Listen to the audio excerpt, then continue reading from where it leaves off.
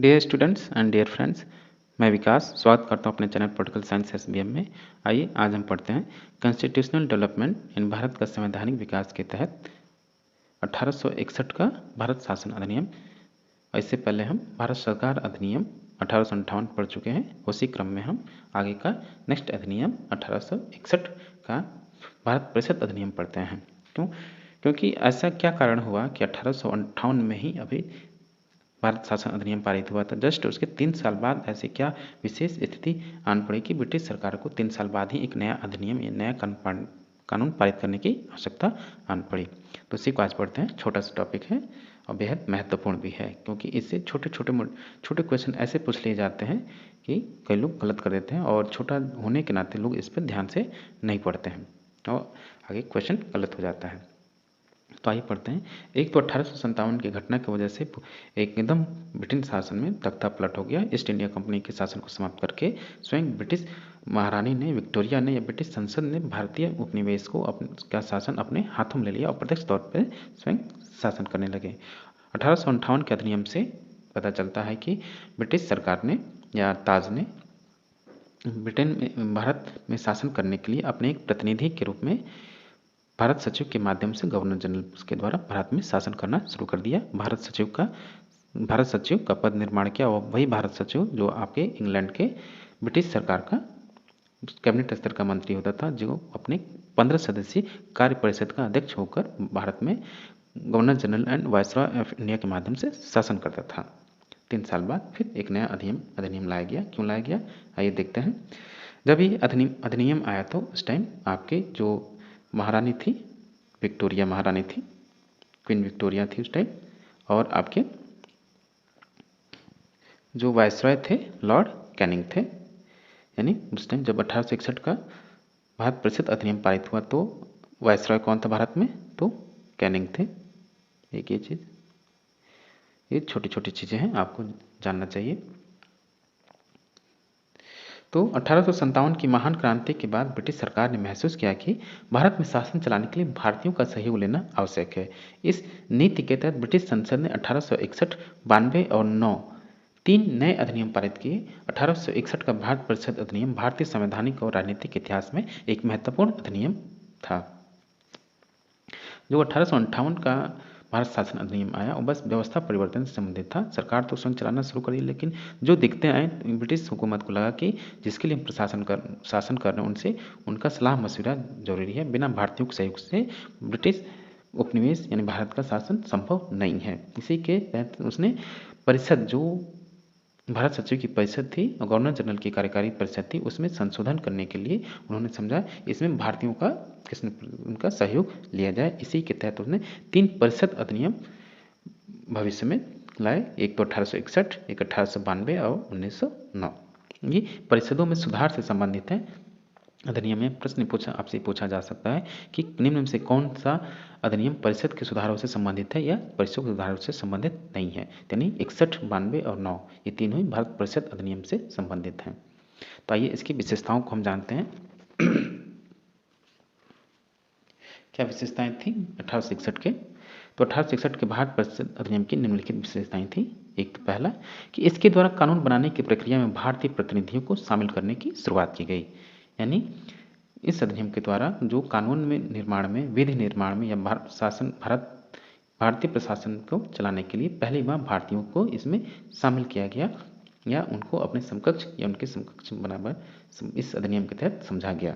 इस प्रकार वायसरॉय की कुछ भारतीयों को विस्तारित परिषद में गैर सरकारी सदस्यों के रूप में नामांकित कर सकता था। यानी अपने जो वायसरॉय था अपने परिषद में उनको नामांकित कर सकता था, गैर सरकारी सदस्यों के रूप में नामांकित कर सकता था। 1862 में लॉर्ड कैनिंग ने तीन भारतीयों, यानी इस अधिनियम के तहत लॉर्ड कैनिंग ने अपने परिषद में 3 भारतीयों को नामित किया जो गैर सरकारी सदस्य के रूप में थे।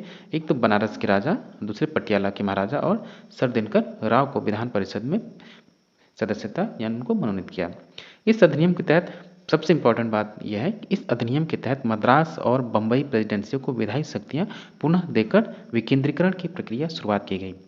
एक इसकी मुख्य विशेषता है कि इस अधिनियम के द्वारा विकेंद्रीकरण की प्रक्रिया प्रारंभ हुई। कैसे कि इस अधिनियम के द्वारा मद्रास और बम्बई की जो प्रेसिडेंसियाँ थीं उनको विधायी शक्तियाँ सौंप दी गईं। इस प्रकार इस अधिनियम ने रेगुलेटिंग एक्ट 1773 के द्वारा शुरू की गई केंद्रीकरण की प्रवृत्ति को उलट दिया। तो भारत में केंद्रीकरण की शुरुआत किस अधिनियम के तहत हुई? तो भारत में केंद्रीकरण की शुरुआत रेगुलेटिंग एक्ट 1773 के माध्यम से हुई और इसी को उलट दिया गया, यानी समाप्त कर दिया। यानी विकेंद्रीकरण की शुरुआत कब से हुई? 1861 के संविधान के 61 के परिषद अधिनियम के द्वारा भारत में विकेंद्रीकरण की प्रक्रिया आरंभ की गई। फिर 1833 के चार्टर अधिनियम के साथ ही अपने चरम पर ये पहुंच गया, क्योंकि इसमें भारत विकेंद्रीकरण में इसी 33 में इसलिए जुड़ा क्योंकि इसमें संयुक्त प्रांत और बाकी अन्य प्रांतों के इसमें उनकी नई विधायिकाओं का निर्माण किया गया, इसलिए विकेंद्रीकरण की सीमा अपने चरम पर पहुंची। इसी प्रकार इस विधायी विकास की नीति के कारण 1937 तक प्रांतों को संपूर्ण आंतरिक स्वायत्तता हासिल हो गई। यानी इस प्रक्रिया के तहत जो प्रांत थे 1937 तक, यानी भारत शासन अधिनियम के तहत भारत शासन अधिनियम 1935 में इसका अपनी पराकाष्ठा पर पहुंच गया और प्रांतों को पूर्णतः स्वायत्तता प्रदान कर दी गई। अगला कि बंगाल, उत्तर पश्चिम सीमा प्रांत और पंजाब में क्रमशः 1862, 1866 और 1897 में विधान परिषदों का निर्माण किया गया। यह भी विकेंद्रीकरण का एक महत्वपूर्ण भूमिका साबित हुई। एक तो 1862 में बंगाल में नई विधान परिषद का निर्माण हुआ।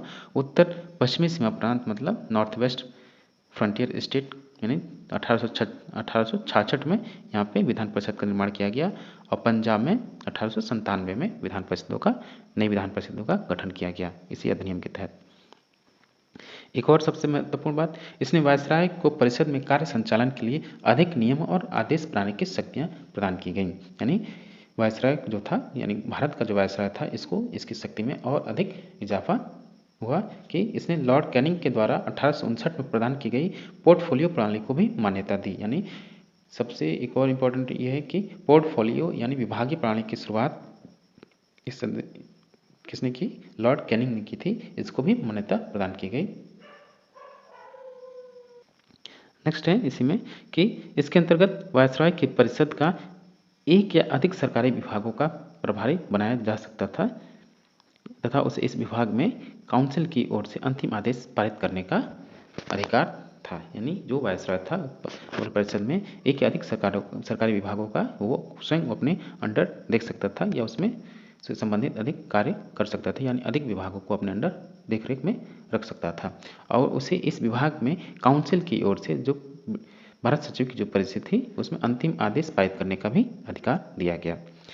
नेक्स्ट है, इसने वायसराय को आपातकाल में बिना काउंसिल की संस्तुति के अध्यादेश जारी करने के लिए अधिकृत किया। एक और महत्वपूर्ण बात कि इस अधिनियम के द्वारा जो वायसराय है उसको अध्यादेश पारित करने का अधिकार प्राप्त किया गया, यानी किसी आपात स्थिति में वो परिषद की संस्तुति के बिना भी अध्यादेश ला सकता था और उसको बाद में परिषद उसको संस्तुति प्रदान कर सकती थी, जिसकी अवधि 6 माह होती थी। यानी 6 माह के अंदर अपने अध्यादेश को परिषद के माध्यम से पारित करवाना आवश्यक था। तो ये था आज का आपका भारत परिषद अधिनियम 1861, जो भारतीय संवैधानिक सुधारों में एक मील का पत्थर साबित हुई। किंतु 1861 के अधिनियम से आपके भारतीय जनमानस में कोई ज़्यादा इसका स्वागत नहीं किया गया। इन अधूरे संवैधानिक सुधारों से कांग्रेस संतुष्ट नहीं हुई तथा अपने वार्षिक अधिवेशनों में उसने इन सुधारों की जमकर आलोचना की। हर प्रत्येक वार्षिक अधिवेशन में इन सुधारों की आलोचना करती थी, क्योंकि 1861 के बाद आपका अगला 1892 में अधिनियम आया। क्योंकि 30 वर्षों का एक लंबा अंतराल हुआ, तो अपने हर वार्षिक अधिवेशन में इन सब सुधारों की आलोचना करती थी। इसके पश्चात उसने मांग किया कि एक तो इनमें निर्वाचित भारतीयों का बहुमत हो। जो परिषद है वायसराय की परिषद, उसमें निर्वाचित भारतीयों, मनोनीत नहीं, निर्वाचित भारतीयों की बहुमत हो तथा उन्हें बजट संबंधी अधिकार दिए जाएं। यानी जो परिषद में, सदन में, आपका विधायिकाओं में जो बजट प्रस्तुत किए जा रहे हैं उनमें बजट संबंधी भी अधिकार प्रदान किया जाए। और उन्होंने साथ ही इसमें एक और नारा जोड़ा कि बिना प्रतिनिधित्व के कर नहीं, यानी बिना प्रतिनिधित्व के कर नहीं। धीरे धीरे संवैधानिक सुधारों की मांग की गति पकड़ने लगी और इसी समय दादा भाई नौरोजी, गोपाल कृष्ण गोखले एवं लोकमान्य तिलक ने स्वराज की मांग भी प्रारंभ कर दी। इन्होंने ब्रिटिश सरकार से मांग की कि भारत को कनाडा एवं ऑस्ट्रेलिया की तरह स्वशासित उपनिवेश का दर्जा दिया जाए। और इसी के साथ इसी क्रम में फिरोज शाह मेहता हुए या गोखले हुए, इन्होंने ब्रिटिश सरकार की इस मंशा की भी आलोचना की कि आप ऐसा न करें, जिसके तहत वह भारतीयों को स्वशासन देने की दिशा में ईमानदारी पूर्वक कार्य नहीं कर रही थी। इस वजह से कांग्रेस और बाकी अन्य राष्ट्रवादी नेता ब्रिटिश हुकूमत की बार बार आलोचना कर रहे थे।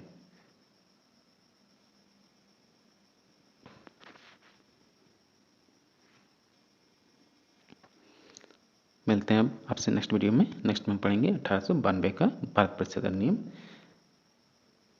Thank you for watching.